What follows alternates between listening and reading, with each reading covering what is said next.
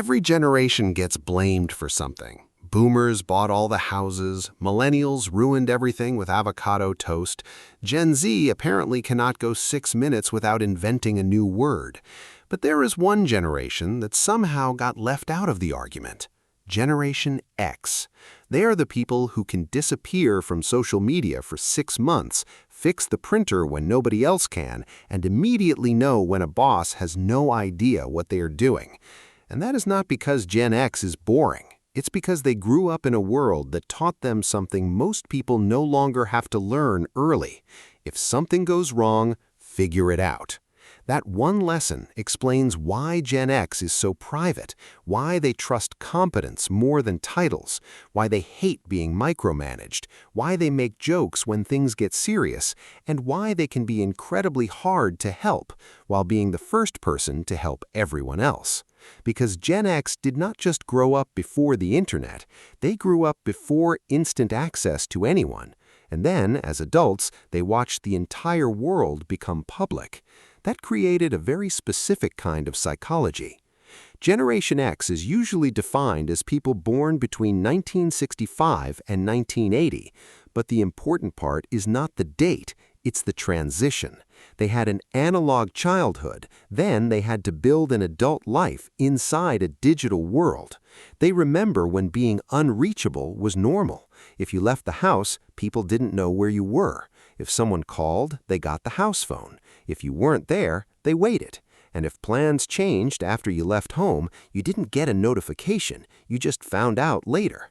That sounds inconvenient now, but it quietly trained people to tolerate something that feels almost unbearable today: not knowing. You waited for the call, you waited for the ride, you waited for the photo to get developed, you waited for the song to come on the radio. You waited because there was no other option. And when you grow up waiting, you learn something important. Uncertainty is uncomfortable, but it does not destroy you. That's why Gen X can sometimes look unusually calm when a plan falls apart. They're not always calm inside. They just don't immediately assume that discomfort means disaster. They grew up in a world where the answer was often unavailable, so they learned to keep moving without one. But that was only part of it. For many Gen X kids, independence wasn't some inspiring life lesson. It was routine. You got home from school. You opened the front door, and the house was empty. Maybe there was a note on the counter. Maybe there was cereal in the cupboard. Maybe the television became the first voice in the room. Then you waited for the adults to come home. No location sharing, no quick message saying someone was running late, no instant way to ask what to do if something went wrong. For many people, it wasn't dramatic. It was normal. But normal is what shapes you. When you deal with small problems alone often enough, you stop reacting to problems by looking for someone else. You start looking for the next step.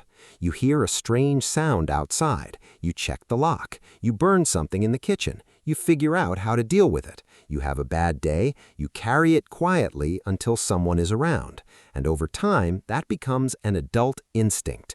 If something breaks, try to fix it. If something goes wrong, handle it. If nobody knows what to do, become useful. That's why competence matters so much to Gen X, not because they want to impress people, because competence feels safe. A person who knows what to do can create order when everything else feels uncertain. And Gen X grew up around enough uncertainty to value that deeply. They watched jobs change. They watched companies promise security, then change the rules. They watched adults work hard and still lose things they thought were permanent. They watched the world go from landlines to computers, from paper maps to GPS, from private mistakes to permanent digital records. So they learned a difficult truth early. Nothing stays stable just because somebody promised it would. That doesn't automatically make Gen X cynical. It makes them careful. They may not trust every big promise. They may not get excited about a new system until they see if it actually works. They may keep a backup plan even when everyone else thinks everything is fine. And that's why they often respect skill more than status. A title can sound important. A confident person can talk. But Gen X usually wants to know one thing. Can you actually solve the problem? Can you make a decision when the instructions are unclear? Can you stay calm when the system stops working? Can you admit you don't know something, then learn it fast? That's authority to Gen X, not the loudest person in the room, the useful person in the room. And this is where Gen X can become difficult at work, because they don't mind responsibility. Most of them would rather have it. What they hate is being micromanaged by someone who doesn't understand the job. They learned to trust their own judgment early, not because they believed adults were useless, but because adults weren't always available. So when someone checks every move, gives pointless instructions, or acts important without being useful, it doesn't feel like support. It feels like interference. But the biggest difference may be privacy. Gen X remembers what it felt like to make a mistake and leave it in the past. You could have an awkward phase. You could say something embarrassing. You could wear something terrible. You could make a bad decision at a party. And unless somebody had a camera nearby, it mostly disappeared. It stayed with the people who saw it. It didn't become content. It didn't become a permanent record of who you were. So when Gen X looks at the modern internet, they don't always see freedom. Sometimes they see exposure. They understand technology. They watched it arrive. They learned it. They built careers around it. But they remember life before every opinion needed an audience, before every private moment could become public, before being visible became normal. That's why many Gen X adults use social media differently. They watch, they read, they know exactly what's happening, but they don't always feel the need to announce themselves, because privacy is not secrecy. Privacy is space. Space to have a thought before everyone reacts to it. Space to have a bad day without making it part of your identity. Space to disappear for a while without explaining yourself. And for people who grew up in a more private world, that freedom is difficult to give away. Then there's the humor. Gen X humor is often dry, sarcastic, perfectly timed when the room gets too serious. Something goes wrong, someone makes a joke, a difficult conversation begins, someone says one line that makes everyone laugh just enough to move on. People sometimes mistake that for emotional distance, but it's often emotional control. Humor gives you space from the feeling. Space from fear, space from disappointment, space from caring so much that it becomes painful.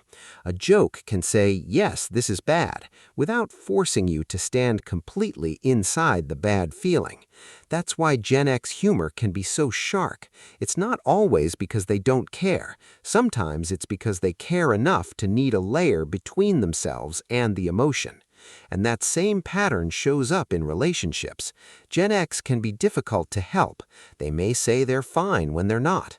They may solve the entire problem alone, then mention it after it's over. They may wait too long before asking for support. But if you need help, they show up. They bring the tool. They help you move. They stay late. They fix the practical problem. They may not give a speech about how much they care. They may not post about it. They may not even mention it again, but they're there. Because for many Gen X people, loyalty is not something you announce, it's something you do. And that's the paradox. They learned to handle life alone, so asking for help can feel unnatural. But because they know what it feels like when nobody is there, they're often the people who quietly show up for others. No performance, no credit, no need for everyone to notice, just help. Maybe that's the real psychology of Gen X. They're not simply the forgotten generation. They're the generation that learned to live in private, then had to adapt to life in public. They learned to wait before everything became instant. They learned to solve problems before every answer could be searched. They learned to be alone before being connected became unavoidable. And they learned that plans can change long before the world started changing this fast. That doesn't make them them better than anyone else, but it gave them a particular kind of strength, the ability to adapt without making a performance out of it, the ability to be connected without needing to be visible, the ability to stay calm when the plan changes, and the ability to keep moving when no one is immediately there to tell them what to do. Maybe that's the real psychology of Gen X,